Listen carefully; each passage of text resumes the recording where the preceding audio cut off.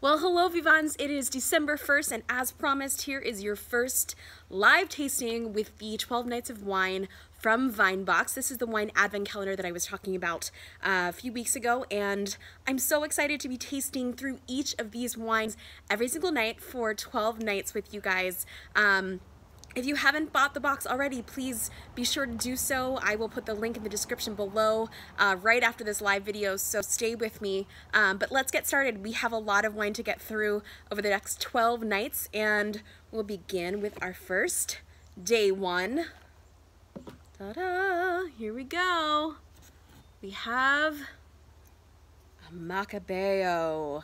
What I love about this box is these varietals are all so unique and so different, things that I don't normally see, don't normally talk about, and can't usually find. So I'm super excited that they included this Macabeo. This is a white wine, so if you guys are going to be drinking this, you may want to throw this in the fridge for a few minutes or even in the freezer. Just slide it in there for 10 to 15 minutes, get a nice little chill on it. It's not a white that's typically wanting to be drunk on the warmer side. It definitely wants a little chill on it. So a little history about Macabeo. Macabeo, also known as Viura in Spain, is the second most widely planted varietal in all of Spain.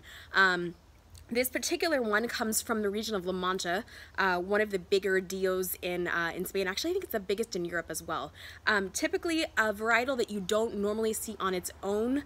Well, I shouldn't say that actually. In Viura, when it's called Viura, you do. Macabeo, not so much. Macabeo normally is blended in with true grapes to make cava, the sparkling wine of Spain. So let's get into it. As you guys know, these are twist-offs, making it really, really nice and easy for you to enjoy.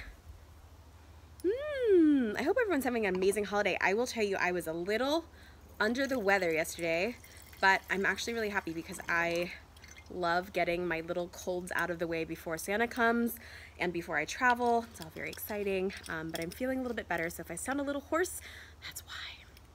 All right, so I'll put my little test tube down here. I also really like to see these. If you find yourself with like maybe just a glass of wine left over and you don't have a report on you, throw that into here. It's a little easier to store it on top of the whole thing in your fridge, so I do like to hold on to my little MAVIC test tubes. Let's get into the wine. Okay, so this grape is really cool. Like I said, it's also known as Viura.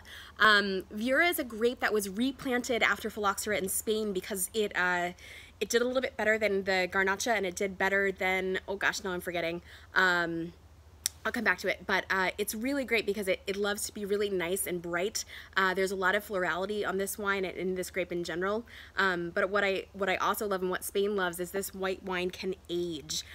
You may not necessarily want to do it with this particular vial here. They're not really set up to age, but they are really great in the long run. So on the nose, I'm getting a ton of that florality.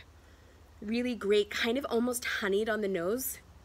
Tons of white flowers. It almost has like a Sauvignon Blanc feel to it. It doesn't have that New Zealand Sauvignon Blanc, more of the California Sauvignon Blanc. So if I were blind tasting this wine and I stuck my nose in the glass, immediately I'd kind of think along those lines. This is a really nice, bright, crisp white wine. It's got a lot of that florality, a little bit more of those tropical, lemony, limey zest kind of things going on the nose. Really, really aromatic. More aromatic than I normally get for a Macabeo or for a Viura. Sometimes they can be a little bit on the bland side. Sometimes they're not as aromatic as I like. A lot of times this grape is blended in. Like I said, it's blended in to make cava. It's also sometimes blended in the south of France to make rosé. So you'll see this white wine a little bit rarely on its own for those two wines. So let's get to the palate. This is my first glass of wine in a whole day. Can you believe it?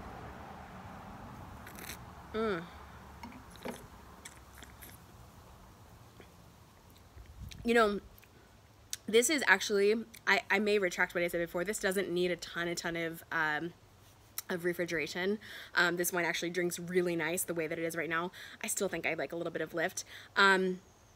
This is a really beautiful expression of this grape. Really lifted, really bright. Macabeo tends to be a lower acid grape. When it's picked a little bit on the early side, which I suspect this was, it does have a little bit more of that freshness, less of the ripeness, and a little bit more of that lift that I love. It does remind me a little bit of like a Sauvignon Blanc. It's really dry, but it has a little touch of that white peach, a little bit of honey, just to kind of give it a little bit of that viscosity on the palate and give it a bit of a base note, which I really like.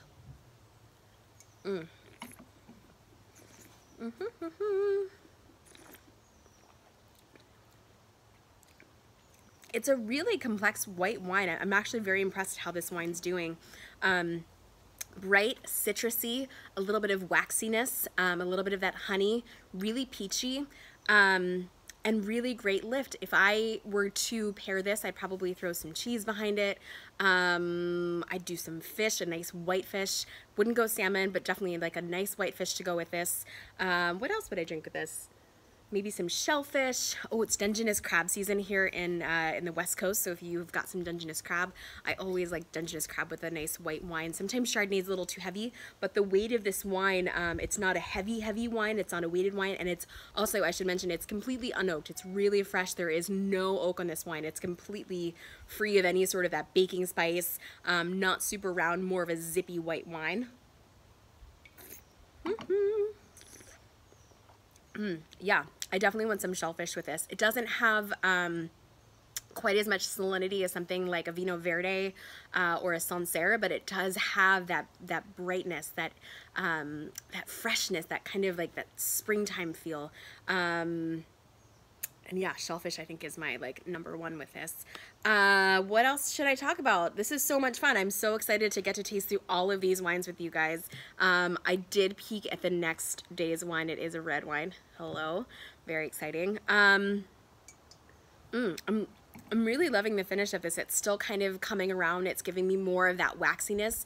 And I love the different layers that this wine has. It has a lot of lift, I keep saying lift and freshness, but it has a lot of lift. But on the finish, as you breathe out, it gives you that nice kind of warm, round softness. It's not coming from oak, it's just coming from this like waxy, weighty sort of honeyed viscosity. If you've ever had a Chenin Blanc, sometimes you get that in a Chenin Blanc if it's got enough age on it, where you get that nice racy acidity, but on the back end, you get this weight and this balance that kind of gives it more of a foundation, which I really enjoy in this wine. Really, really awesome white wine. Super fun to play with. Haven't had one in a really long time. I think even the last time I had one, it was called Vera. So white Rioja, if you ever see a, oh, thanks, Andrew. I forgot I can get comments on here. It's very exciting. If you've ever had a white Rioja, it's the same grape. It's Vera, which is the synonym for Macabeo. So, the last time I had this was a white Rioja. I think it was the Cune white Rioja, and it was Vera. So it had a little bit of age, and as these whites tend to age, as this grape tends to age, it does start to take on more of that oxidized quality, and it lends itself to that. And that's, like I said, that's one of the reasons that it was replanted to this grape after phylloxera in Spain. It was because this grape tends to do really well when it has that slight oxidation, that sort of that sherry quality. If you guys are unfamiliar, if you've ever had a sherry, it can start getting this this walnutty, nutty, almost hazelnut nose to it, and then on the palate it takes on a little bit of weight. It keeps the freshness, keeps the acidity, but it starts to turn color and it starts to get intentionally oxidized, and it's a really, really cool wine if you've never had it. I love great sherries, like sherries from Macabeo. I'm a huge sherry nut. We're not going to have any in this, but that maybe is a place to explore along the way. One more sip of this wine and then I'm going to get to work. Yay! I work on Saturdays. Oh yeah. Really awesome. You guys saw how much wine was in this glass. There's a good 5.5 ounces in this glass. So it's a solid glass of wine, something to kick back with. I don't feel like I'm wasting anything. Yeah, I think that's it. I'm super excited for this. I'm really excited that I got to kick this off. If you guys haven't bought the box, please do so. Follow along. I'll be with you guys for the next 11 nights after this, and exclusively on YouTube. I will not be doing this on Instagram, so tell your friends if they are not here on YouTube with me to get with me. Thank you all so much for watching. It's been a pleasure. Happy Saturday, and enjoy your weekend. Bye-bye.